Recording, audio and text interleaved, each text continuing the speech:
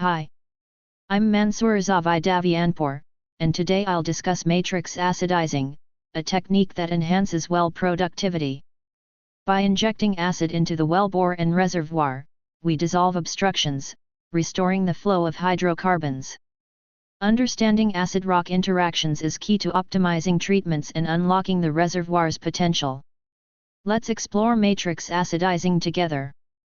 In this presentation, we will explore matrix acidizing principles and approaches. By the end, you'll have a comprehensive understanding of acid-rock interactions. Let's delve into the world of matrix acidizing together.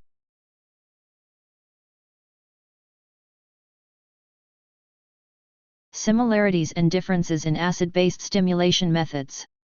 Similarities. Both acid-based stimulation methods aim to enhance reservoir permeability and improve well productivity. They utilize acids to achieve these goals effectively. Differences. Target. Matrix acidizing focuses on the matrix near the wellbore, while fracture acidizing targets far beyond the wellbore. Injection pressures. Matrix acidizing employs lower injection pressures, whereas fracture acidizing requires higher injection pressures. Treatment area. Matrix acidizing is limited to the wellbore vicinity, whereas fracture acidizing creates an extensive fracture network, stimulating a larger reservoir area. Enhancement region. Matrix acidizing enhances the near wellbore region, while fracture acidizing stimulates a broader region within the reservoir. Formation damage. Matrix acidizing carries a lower risk of formation damage, while fracture acidizing has a higher risk due to the creation of fractures. Understanding the similarities and differences between these acid-based stimulation methods is crucial for selecting the most suitable technique based on reservoir characteristics and desired outcomes. These methods provide valuable tools for optimizing well performance and maximizing hydrocarbon recovery. Two scenarios are depicted here to illustrate the effects of acidizing on well productivity. In the first scenario, severe damage is shown in the left figure, where the permeability of the damaged region is only 5% of the original permeability. The skin effect of the affected well is 26. However, employing acidizing to eliminate the damage enhances the productivity index of the well by a factor of 4.5. Even when the damaged permeability amounts to 20% of the original, the initial skin effect is 5.6. Complete removal of the damage through acidizing increases the productivity index by approximately 70%. In the second scenario shown in the right side figure, we explore the stimulation of an undamaged well. For an undamaged well, increasing the permeability by a factor of 20 within a 1-foot radius around the well results in a mere 21% increase in the productivity index. Interestingly, if the permeability in this 1-foot region were infinite, offering no resistance to flow, the productivity increase would only be 22%. However, if the acid stimulation extends the formation's influence to a distance of 20 feet beyond the well as seen in Indiana carbonate formations, the well's productivity is doubled. These scenarios demonstrate the significant impact of acidizing on well productivity, both in terms of damage removal and stimulation of undamaged wells. Understanding the effects of acidizing on well productivity allows us to make informed decisions when selecting acidizing treatments. By addressing damage and effectively stimulating reservoirs, we can optimize well performance and maximize hydrocarbon recovery.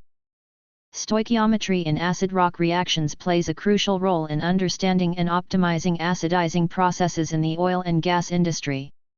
It describes the molar ratios of the species involved, determining the amounts of acid required to dissolve specific minerals. As an example, let's consider the reaction between hydrochloric acid, HCl, and calcite, CaCO3.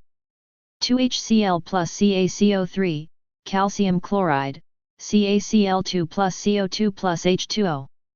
In this equation, the stoichiometric coefficients VHCl and VCaCO3 represent the number of moles of HCl and CaCO3, respectively. The coefficients indicate that 2 moles of HCl are required to dissolve 1 mole of CaCO3. Stoichiometry allows us to calculate the appropriate acid concentrations and volumes needed to achieve desired dissolution reactions, ensuring efficient acidizing treatments and maximizing the effectiveness of acid-rock interactions. When hydrofluoric acid, HF, reacts with quartz, SiO2, the primary reaction can be represented as follows. SiO2 plus 4HF, tetrafluoride, SiF4 plus 2H2O. In this equation, the stoichiometric coefficients indicate that 4 moles of HF are required to consume 1 mole of SiO2, resulting in the formation of tetrafluoride, SiF4, and water, H2O. However, it's important to note that a secondary reaction can occur between SiF4 and HF, leading to the formation of fluosilicic acid, H2SiF6. SiF4 plus 2HF H2SiF6. If this secondary reaction proceeds to completion, 6 moles of HF will be consumed to dissolve 1 mole of quartz. Understanding these stoichiometric coefficients is crucial for determining the appropriate acid concentrations and volumes needed to effectively dissolve quartz and optimize acidizing treatments involving hydrofluoric acid. Stoichiometry plays a vital role in acid-rock reactions involving hydrofluoric acid, HF, and quartz, SiO2. By considering the primary and secondary reactions, we can accurately calculate the amount of HF required to dissolve quartz and tailor acidizing treatments accordingly. This knowledge helps optimize well productivity and reservoir performance in the oil and gas industry. In the reaction between hydrofluoric acid, HF, and potassium feldspar, the stoichiometry reveals the following reaction equation. 1 KALSI308 plus 14 HF 1 KF plus 1 ALF3 plus 3 SiF4 plus 1 H2O. According to the stoichiometric coefficients, 14 moles of HF are required to dissolve 1 mole of potassium feldspar. The products formed include 1 mole of potassium fluoride, KF, 1 mole of aluminum fluoride, ALF3, 3 moles of silicon tetrafluoride, SiF4, and 1 mole of water, H2O. Furthermore, based on the stoichiometry of the reaction, it can be determined that 1 mole of SiF6 reacts with 6 moles of HF to form 2 moles of fluosilicic acid, H2SiF6. Therefore, if you have 1 mole of SiF6, you would need 6 times the stoichiometric amount of HF, which is 6 moles. Understanding the stoichiometry of these reactions is crucial for accurately determining the amounts of hydrofluoric acid required to dissolve potassium feldspar and other relevant minerals in acidizing treatments. Stoichiometry plays a significant role in acid-rock reactions involving hydrofluoric acid, HF, and potassium feldspar. By considering the stoichiometric coefficients and reaction equations, we can calculate the appropriate amounts of HF needed to effectively dissolve potassium feldspar and optimize acidizing treatments. This knowledge is essential for enhancing well productivity and reservoir performance in the oil and gas industry. The table presents the main chemical reactions involved in acidizing treatments. It is divided into 2 categories, HCl and HF/HCl, illustrating the different reactions associated with hydrochloric acid, HCl, and mixtures of hydrofluoric and hydrochloric acids, HF/HCl, that used for carbonate and sandstone acidizing, respectively. The importance of secondary reactions in sandstone acidizing cannot be overstated. These reactions play a critical role in enhancing the effectiveness of acidizing treatments in sandstone reservoirs. Let's explore some examples. Dissolves undesired precipitates. Secondary reactions help remove undesired precipitates, such as calcium carbonate scale deposits, from the formation, improving well productivity and flow efficiency. Forms soluble byproducts. Certain secondary reactions can convert clay minerals into soluble components, reducing their potential to cause formation damage and improving reservoir permeability. Creates wormholes for uniform acid distribution. Secondary reactions can dissolve channels, creating wormholes throughout the formation. This enables a more uniform distribution of acid, enhancing contact with the reservoir rock and maximizing stimulation efficiency. Stimulates the matrix. Secondary reactions in large pore spaces within the sandstone matrix, promoting improved fluid flow and enhancing the productivity of the reservoir. Optimizes acid systems. Understanding and leveraging secondary reactions allow for the optimization of acid systems. By designing acidizing treatments that consider reservoir and acid properties, operators can maximize the effectiveness of the treatment and achieve desired results. Incorporating secondary reactions into sandstone acidizing strategies is vital for achieving successful reservoir stimulation and enhancing overall well performance. When hydrofluoric acid, HF, is used to dissolve kaolinite, there are primary and secondary reactions that occur.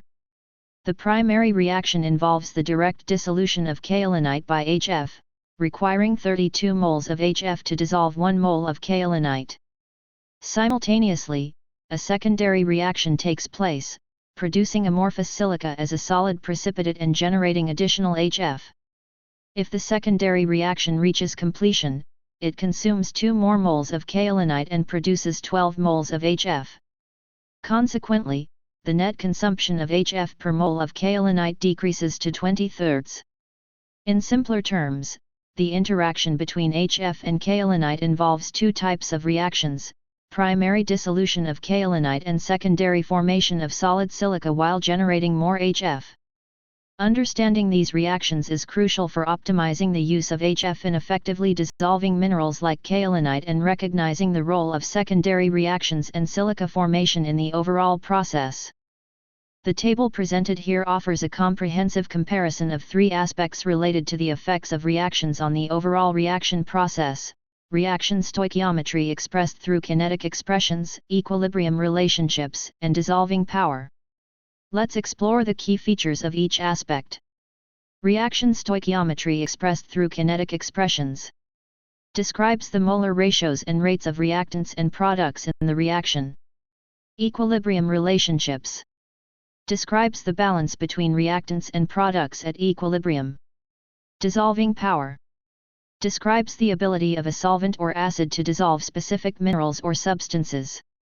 The examples provided in the table illustrate the practical applications of each aspect specifically in the context of matrix acidizing. Understanding and considering these aspects are crucial for designing and optimizing matrix acidizing treatments, selecting appropriate acid formulations, and maximizing the productivity enhancement of oil and gas wells.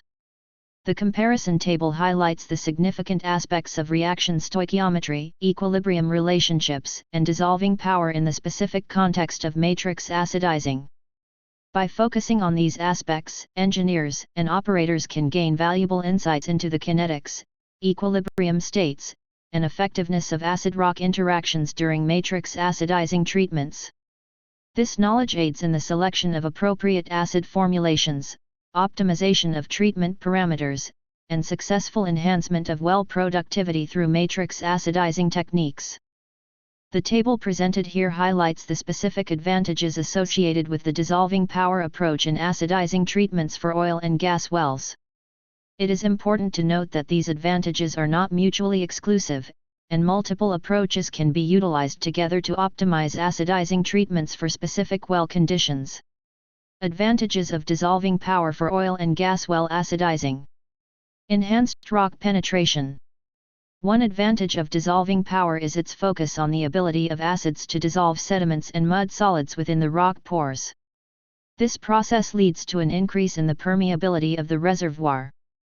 By enlarging the natural pores, acids facilitate the flow of hydrocarbons, resulting in improved well productivity. Effective formation damage removal. Dissolving power plays a crucial role in removing formation damage around the wellbore.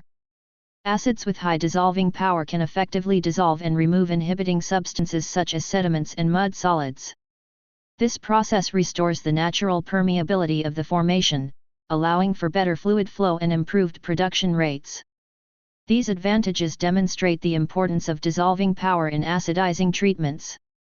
By utilizing acids with strong dissolving power, engineers and operators can enhance rock penetration, remove formation damage, and ultimately optimize the productivity of oil and gas wells.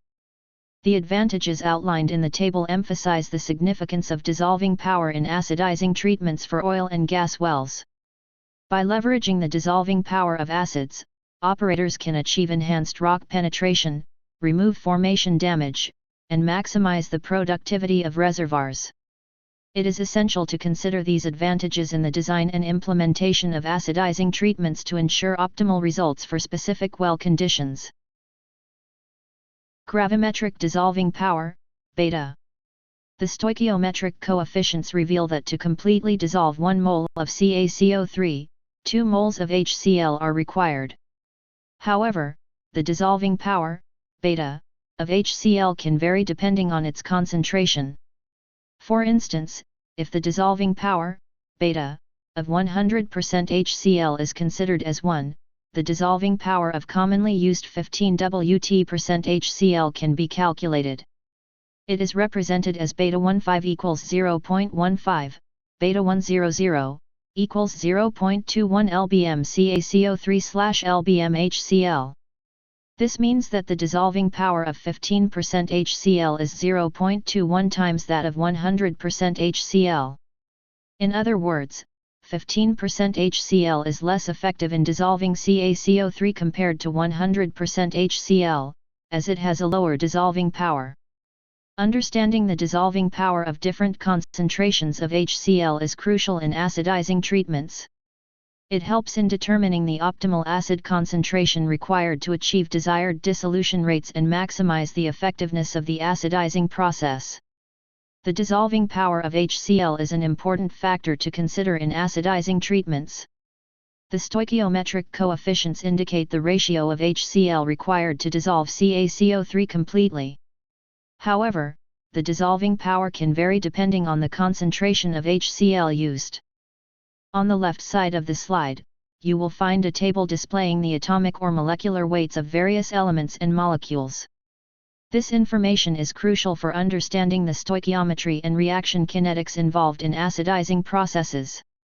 Moving to the right side of the slide, we have another table showcasing different formulations and acids used in acidizing treatments, along with their corresponding dissolving powers. Dissolving power is a measure of an acid's effectiveness in dissolving specific substances, such as minerals or scale deposits, during acidizing operations. On the left side of the slide, you will find a table displaying the atomic or molecular weights of various elements and molecules. This information is crucial for understanding the stoichiometry and reaction kinetics involved in acidizing processes. Moving to the right side of the slide, we have another table showcasing different formulations and acids used in acidizing treatments, along with their corresponding dissolving powers. Dissolving power is a measure of an acid's effectiveness in dissolving specific substances, such as minerals or scale deposits, during acidizing operations. Volumetric dissolving power calculation. To calculate the volumetric dissolving power, chi, for the reaction, we can use the equation chi equals beta asterisk, density of mineral/density of acid solution, where beta represents the dissolving power. Given that beta is provided as 0.21, the density of calcium carbonate, mineral, is 169.2422 lb/foot superscript 3, and the density of the 15 Wt% HCl solution is 66.768 lb/foot superscript 3, as calculated earlier, we can substitute these values into the equation. Chi equals 0.21 asterisk, 169.2422 lb/foot superscript 3/66.768 lb/foot superscript 3. Simplifying the equation, we find chi 0.0829. Therefore, the volumetric dissolving power, chi, for the reaction is approximately 0.0829 feet superscript 3 CaCO/foot superscript 3 HCl solution. Understanding the volumetric dissolving power is essential in acidizing treatments as it quantifies the effectiveness of the acid solution in dissolving calcium carbonate. This value helps engineers and operators determine the volume of acid solution required to dissolve a given volume of the mineral and optimize acidizing operations accordingly. Having a clear understanding of the volumetric dissolving power enables engineers and operators to accurately estimate the amount of acid solution needed for efficient mineral dissolution, optimizing acidizing treatments and achieving desired results in oil and gas well stimulation. On the left side of the slide, we have a table showcasing the dissolving power of various acids commonly used in acidizing treatments. The dissolving power represents the effectiveness of the acids in dissolving minerals and solids in reservoir rocks. Each acid formulation is assigned a dissolving power value, which indicates its relative ability to dissolve minerals compared to a reference acid solution. This value helps in determining the appropriate acid formulation for specific well conditions and reservoir characteristics. Now, on the right side of the slide, we have a specific focus on the dissolving power for hydrofluoric acid, HF. Hydrofluoric acid is known for its strong dissolving capabilities, particularly when dealing with silicate minerals and certain types of formations. The dissolving power of hydrofluoric acid is influenced by factors such as concentration, temperature, and contact time. These parameters can be adjusted to optimize the dissolving power and tailor the acidizing treatment to the specific requirements of the reservoir. Understanding the dissolving power of various acids, including hydrofluoric acid, is crucial in designing effective acidizing treatments and maximizing well productivity. Volume calculation for HCl preflush in sandstone acidizing. To determine the volume of 15% HCl solution required for the preflush in sandstone acidizing, we need to consider several factors. Let's go through the calculations step by step. First, we calculate the volume of calcite within 1 foot of the well bore. Taking into account a sandstone with 10% calcite, a porosity of 0.2, and a wellbore radius of 0.328 feet, we use the formula. Volume equals pi times 1.3282, 0.3282, times 1 to 0.2, times 0.1. Volume 0.412 feet superscript 3/foot CaCO3. Next, we determine the volume of 15% HCl solution required to dissolve the calcite, using the dissolving power chi. VHCl equals volume of calcite / chi equals 0.412/0.082 equals 5.12 feet superscript 3 15% HCl solution /foot. Additionally, we calculate the total pore volume within the 1 foot radius. Vp equals pi times 1.3282, 0.3282, times 0.2 plus 0.1 times 1 to 0.2. Vp equals pi times 1.757984, 0.107584, times 0.2 plus 0.1 times 0.8. Vp equals pi times 1.6504 times 0.28. Vp 1.458 feet superscript 3/foot. Finally, we sum up the volumes of the HCl preflush and the total pore volume, and convert the result to gallons. Total volume of HCl preflush: 5.12 plus 1.458, times 7.48 equals 49 gal/foot. It's important to note that the specific volume of the HCl preflush may vary based on factors such as the formation characteristics, wellbore conditions, desired treatment objectives, and the overall design of the acidizing program. These calculations provide an estimate based on the given parameters. In conclusion, understanding the various aspects of acidizing is essential for optimizing well stimulation in the oil and gas industry. By considering factors such as dissolving power, stoichiometry, equilibrium relationships, and specific formulations of acids, operators can design effective acidizing treatments tailored to specific well conditions. Through matrix acidizing, the permeability near the wellbore can be recovered or increased, leading to improved well productivity. Acid-based stimulation methods offer advantages such as enhanced reservoir permeability, removal of formation damage, and the creation of extensive fracture networks or wormholes. Secondary reactions play a crucial role in sandstone acidizing, dissolving undesired precipitates, converting clay minerals into soluble components, and optimizing acid systems for maximum effectiveness. Accurate volume calculations for acid preflushes are essential in sandstone acidizing. By considering factors like the volume of calcite, dissolving power, and total pore volume, operators can determine the appropriate amount of acid solution required for effective carbonate dissolution. By integrating these principles and calculations into acidizing practices, operators can optimize production and enhance the performance of oil and gas wells. It is crucial to adapt these techniques to specific reservoir conditions and continuously evaluate and improve acidizing strategies. By staying informed about the latest advancements in acidizing techniques and leveraging the knowledge gained from research and practical applications, the oil and gas industry can unlock the full potential of acid stimulation for improved well performance and increased hydrocarbon recovery. As technology continues to advance, the field of acidizing remains a critical component in maximizing hydrocarbon production. By understanding and applying the principles discussed, operators can confidently navigate the challenges of acidizing and achieve greater success in oil and gas operations.